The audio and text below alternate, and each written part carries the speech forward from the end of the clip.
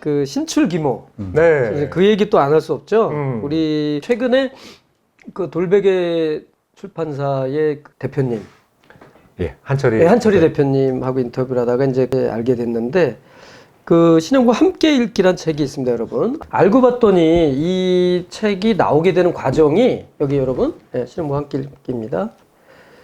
이 과정을 주도적으로 우리 박형태 선생님이 준비를 하셨다고 들었습니다. 네. 뭐 주도적이라기보다도 연락책 뭐 이런 역할을 이제 한 거니까. 예.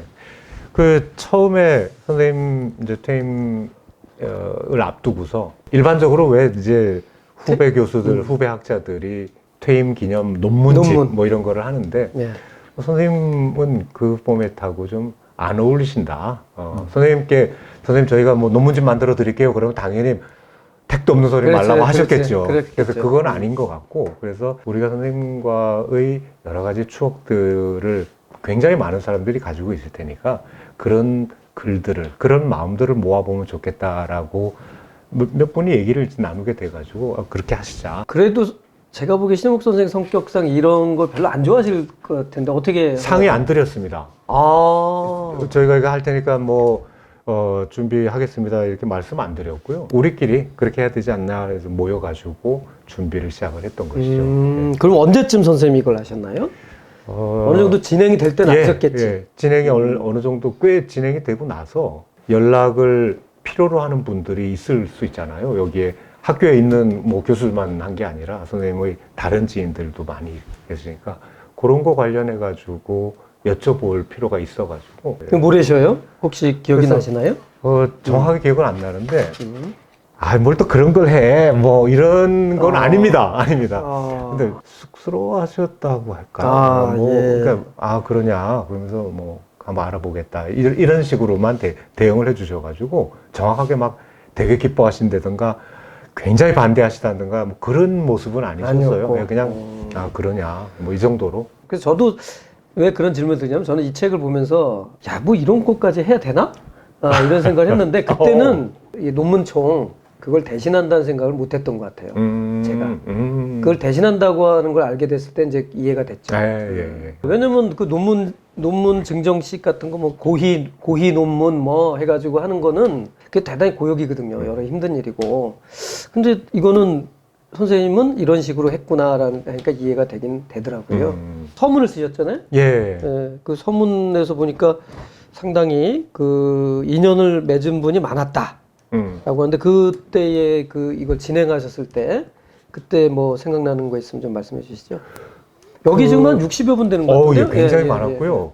뭐 저를 포함해서 처음에 시작을 했던 우리 학교 교수들 몇 사람이 먼저 시작을 했던 거니까 신출 귀모. 그 신출 귀모가 뭐의 약자죠? 신영복 선생님의 출판을 귀하게 생각하는 모임. 네, 신출 귀모. 네.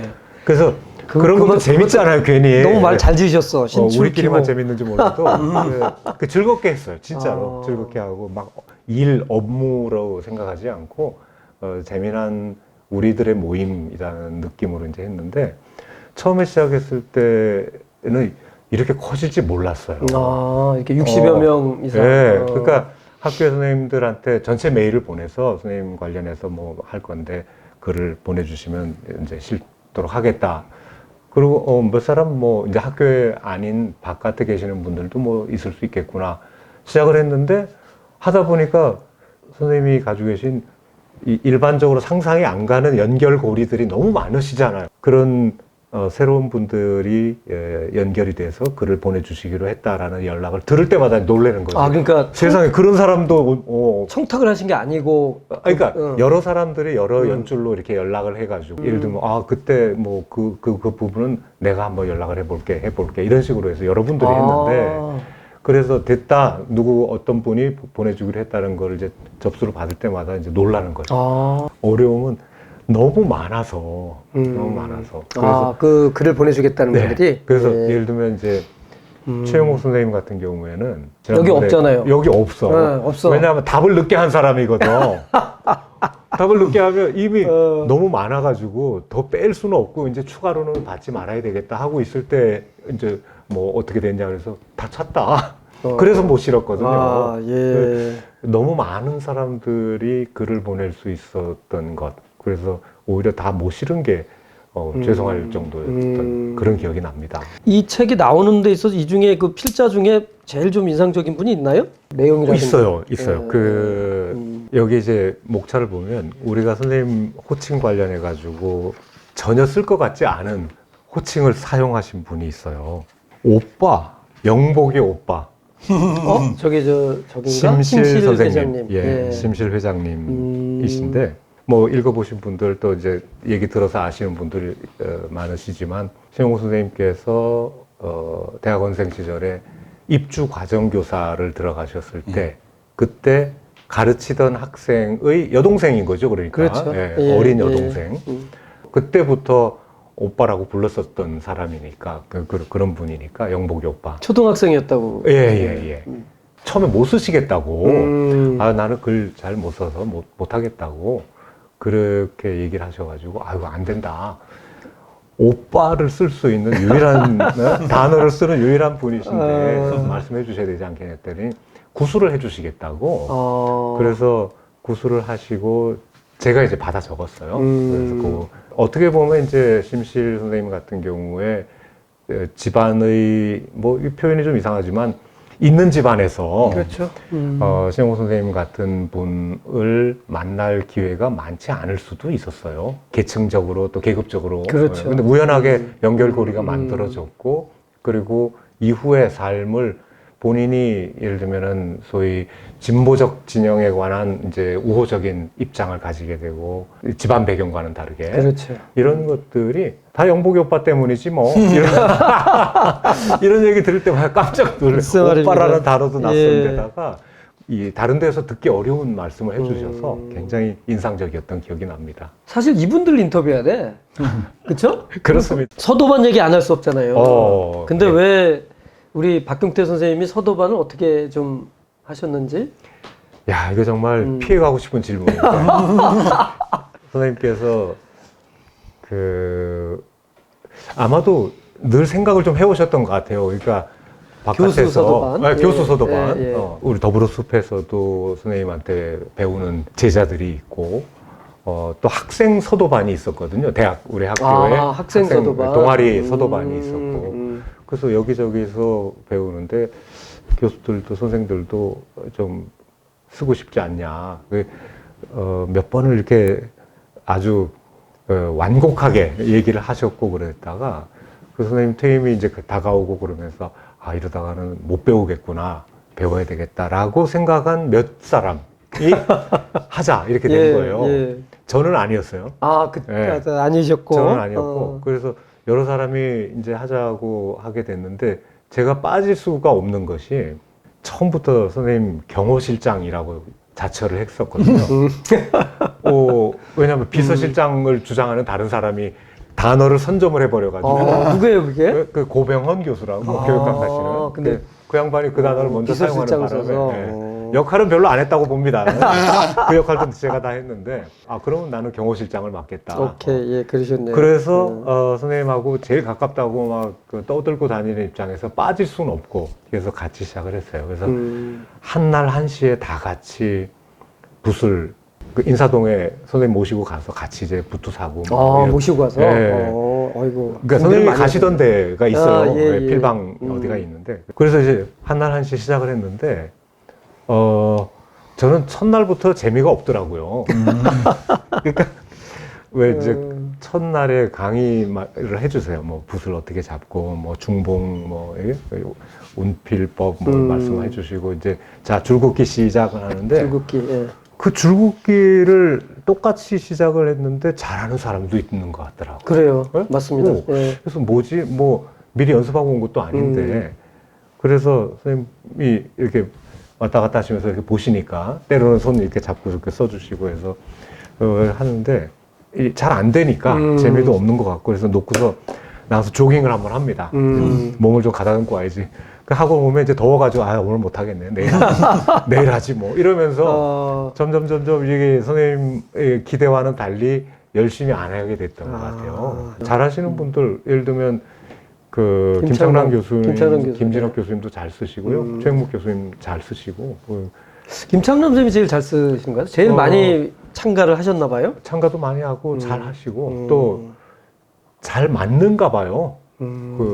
이렇게 어떻게 보면 굉장히 정적인 거잖아요. 그렇죠. 한 자리에서 저는 이거보다는 나가서 공을 한 번 더 차고 뭐 이게 더 좋은 것 같아서 그 선생님한테 배울 많은 것들 중에 서예는 제대로 배우지 못했다. 맞습니다. 예. 아, 저도 줄긋기만 하다 끝나는. 우리 저 진호 쌤은 그때 학교 다닐 때 그 글씨 동아리가 있다고 그랬는데? 네, 저희 그 학생들 서도반이 있었죠. 그 서도반 학생 서도반이 그때 지금은 있나요? 지금은 없고요. 없고. 그때 뭐 예를 들어 2000년대 초반 선생님 이제 퇴임 하시기 전 이때도 굉장히 막 인기 있는 동아리는 아닌 거죠. 서예한다 그러는 그러니까요. 거니까. 그래서 서도반 그러니까 신입생이 들어오면은 신입생 모집 뭐 이런 거 포스터 붙이고 하잖아요. 그때 붙였던 문구가 지금도 기억나. 서도반 뭐 신입생 모집 해놓고 밑에 우리는 서예만 하지는 않는다 이렇게 놓고 놀기도 한다 뭐 그런 의미인가 그러니까 봐요. 너무 진지할 것 같으니까. 그렇게 해서 네. 모집하던 기억이 나네요. 선생님이 그 학부생들 지도도 해주셨나요? 그 글씨. 서도반을? 그 서도반 아. 선생님이 지도를 하셨고요. 그러니까 얼마나 자주 가서 이렇게 봐주셨고 한지는 잘 모르겠고. 야, 그럼 그분들은 선생님에 대한 추억도 꽤 있겠네. 그 첫 장기 했던 분들은. 그렇겠죠. 예. 학부생들이 선생님을 어떻게 인지를 하고 있었을까요? 지금은 어떤지 모르겠는데 음. 제가 학교 다닐 때는 학생들이 딱 두 부류로 갈렸어요. 크게 한 부류는 성공회대를 일부러 찾아서 온 학생들 이 한 부류가 있었고 나머지 한 학생들은 원서 쓸 때 처음 알게 된 그렇지. 점수 맞춰서 가야 되니까. 이렇게 크게 두 부류로 나눠 있었는데 숫자는 두 번째 부류 학생이 더 많았죠. 전체적으로. 수업 시간이 되면 이제 저희 1학년 1학기 때 전공 필수 과목이 사회과학 인문이 있고 그다음에 사회학 개론이 있는데 사회과학 인문은 신영복 선생님, 그 사회학 개론은 박경수 선생님. 뭐 돌아가면서 맡았지만 네, 저희 때. 저희 2000년에는 그래. 수업 시간에 선생님들께서 실제로 어떠셨는지는 모르겠지만 이제 저희가 강의실에서 선생님들을 뵐 때는 선생님들도 되게 힘드시겠다. 그런 생각을 했어요. 왜냐면 왜요? 전자의 학생들은 수업 시간에 굉장히 열심히 참여해요. 그리고 막 이렇게 발표도 하려고 그러고 질문도 많고 그리고 대부분 다른 대학을 다니다 왔어요. 그런 게 많아요. 그러니까 수준이 좀 높은 거예요. 그렇지. 그러니까 이 던지는 이 질문의 수준이라든가 뭐 멘트라든가 이런 게 근데 소수예요. 그러니까 아주 소수는 아니지만 꽤 되지만 그렇겠죠. 근데 상대적으로 다수인 학생들은 침묵하는 거예요. 아. 이 친구들은 지금 뭔 얘기가 오가는지도 모르겠고 저게 뭐 그렇게 중요한 얘기인지도 모르겠고 학생의 격차가 있어서 네. 가르치는 분들도 네. 쉽지 않았겠다. 네. 그러면 이제 선생님들 입장에서는 전자에 초점을 맞춰버리면 다수의 학생들이 약간 그렇지. 소외되는 분위기고 근데 후자에 초점을 맞춰서 수업을 해버리면 전자의 학생들한테는 좀 너무 쉬운 다 아는 얘기가 돼버리는 그래서 양쪽으로부터 좀 불만이 있을 수밖에 없는 그런데 이제 그게 신영욱 선생님 수업에서는 어떻게 드러나냐면 신영욱 선생님을 알고 온 학생과 아, 주로? 네. 아. 신영욱 선생님에 대해서 잘 모르거나 전혀 모르거나 뭐 이런 학생들과 이렇게 나뉘는 거죠. 선생님은 어떻게 그거를 헤쳐나가셨을까? 그러니까 이제 선생님께서는 그러니까 제가 기억나는 게 선생님이 이제 자기가 감옥에 계실 때 일이라고 얘기를 하면 학생들이 깜짝 놀라는 거예요. 몇몇 학생들이 감옥에 왜 가? 아, 애들이 그것도 모르는구나. 야, 선생님, 저 선생님 감옥 갔다 오셨대. 막 아, 그렇게. 네, 그러면 이제 좀 그 대학 다니다 온 애들은 한숨을 쉬면서 야, 너네들 일로 와봐. 예를 들면 그렇게 되는 거였는데 그러니까 선생님께서 많이 해주신 말씀 중에 이제 한 사람의 10걸음보다는 10사람의 한 걸음 말씀 많이 하셨잖아요. 그런 것처럼 선생님은 되게 많이 그 말씀하셨던 것 중에 하나가 위로받는 사람이 느끼는 열패감.